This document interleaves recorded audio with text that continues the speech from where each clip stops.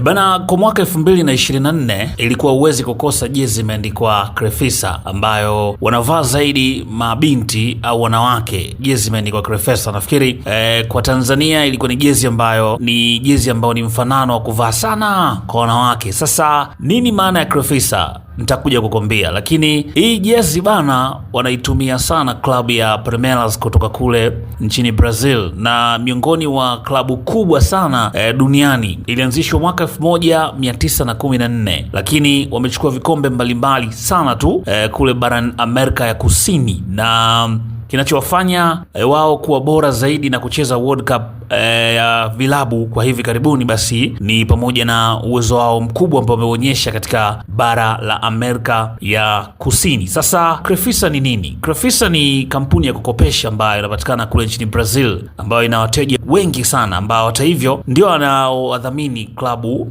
ya Palmeiras. Kwa hiyo ndio maana watu walikuwa hawafahamu. Kuna watu wengine pia ukimwambia ni jezi ya nani walikuwa hawaelewi, lakini kuna baadhi ya watu walikuwa wanajua ni jezi ya Palmeiras. Sasa sijajua kwa nini mabinti waliipenda sana na kwa nini inaitwa jezi ya mabinti, sijaelewa, lakini ni jezi ambayo inatumiwa na vigogo hao wa soka kutoka kule nchini Brazil, wanaitwa Palmeiras, ambao wanashiriki kombe la dunia la vilabu ambalo tayari limeanza kule nchini Marekani. Bana, hii ni updates ambayo unaipata kutokea hapa FM Digital.